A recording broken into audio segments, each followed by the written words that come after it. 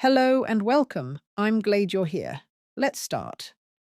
My name is Elena Cruz. I was 32 years old, living in Santa Fe, New Mexico, when my family removed me from our group chat. It happened on a Tuesday afternoon while I was standing in line at the grocery store, holding a basket with milk and bread and nothing else.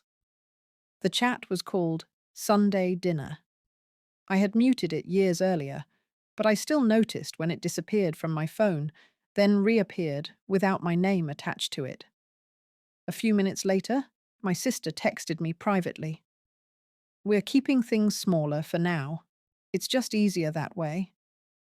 There was a smile emoji at the end. I stared at it longer than I should have.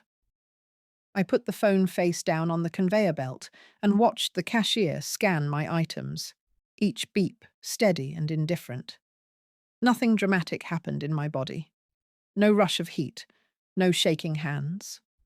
Just a quiet click, like something being locked. If this kind of story resonates with you, you can like or subscribe at any point.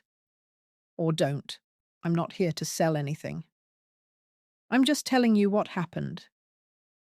My family believed deeply in hierarchy. Not overtly, not in the way people confess out loud, but in the subtle language of seating charts and introductions. My father was a corporate attorney who spoke in completed deals. My mother chaired boards and wore neutral colours that never went out of style. My brother worked in finance and measured his weeks in billable hours. Even my sister, who claimed she didn't care about status, married into it. They were not cruel people in obvious ways. They were polite, efficient. They believed success was a kind of moral alignment, and that struggle was evidence of poor planning. I taught history at a public middle school. I chose it deliberately, which somehow made it worse. They could have forgiven failure. They could not forgive intention. Teaching was framed as something I was doing for now, even after 10 years. At family gatherings, people asked when I planned to move on. When I said I liked my work, the room always paused, as if I had misunderstood the question. The humiliations were quiet and cumulative. At holidays, my seat migrated toward the kitchen, then eventually disappeared entirely, replaced by a folding chair pulled from a closet. Gifts were opened in rounds.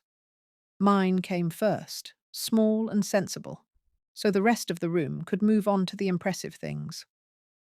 When I spoke, conversations gently pivoted away, not abruptly enough to protest, just smoothly enough to make resistance seem impolite. I noticed everything. The way my name was said last. The way photos were framed, so I stood at the edge. The invitations that arrived with caveats. "We're keeping it intimate. It's mostly networking. You wouldn't enjoy it." I never argued. I never demanded space. I learned to nod, to thank them for thinking of me, to excuse myself early. Silence became my safest language. I also kept records, screenshots of messages that praised my understanding, emails that framed exclusion as logistics, group photos where I was cropped out entirely. I didn't save them with a plan. I just needed proof that what I felt was real. I named the folder Receipts, half joking, half serious, and left it untouched. The first person who saw me clearly was a colleague named Marisol. She taught science across the hall and noticed things without asking invasive questions. She noticed when I stayed late. She noticed when I flinched at my phone. She brought soup once and said nothing about it. She never suggested I reconcile. She never suggested I leave. She simply treated my life as valid. Eventually, I stopped responding to my family. Not dramatically, not with an announcement. I let messages pile up unanswered. I let birthdays pass quietly. I didn't correct the narrative when they described me as busy, distant, sensitive. I focused on my classroom instead. Work became something I could control. I refined my lessons. I learned how to keep 12-year-olds engaged without raising my voice. I wrote grants late at night. I stayed consistent, not exceptional, just steady. The kind of effort that compounds slowly. Recognition came without ceremony.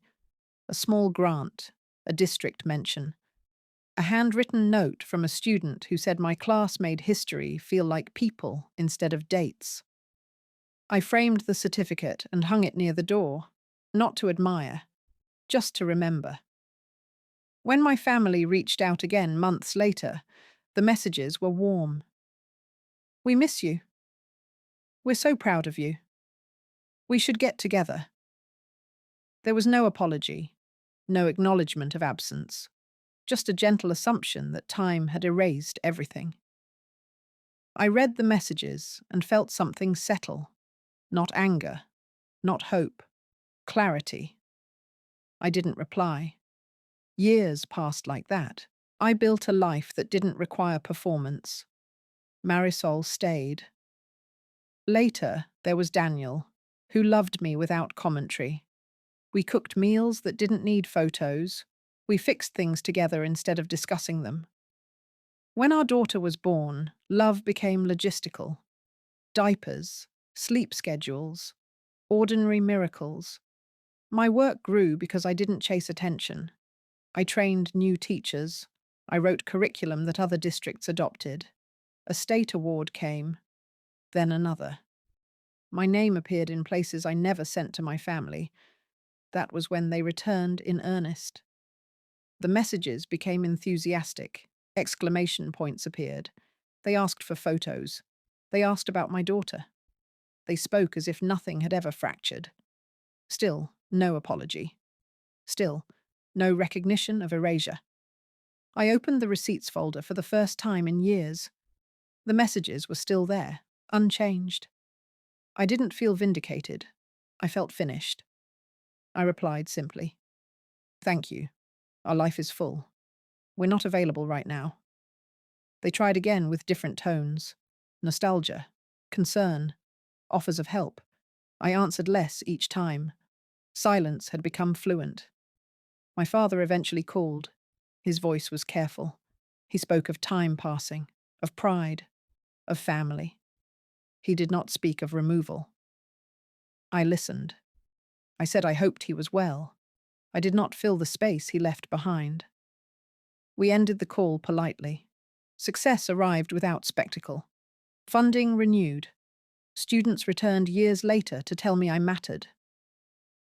A building was named after a program I helped design.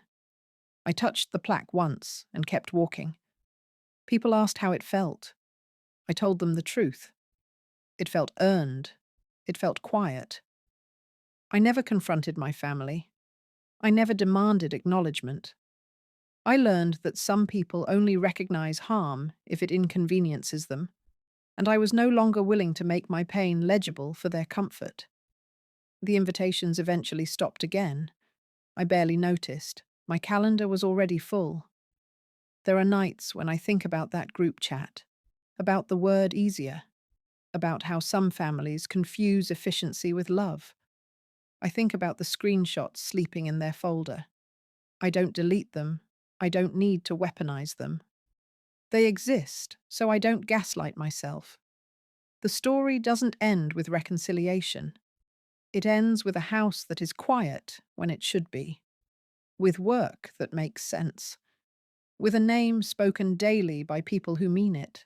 I survived being erased. And then I built something that no longer needed their permission to exist.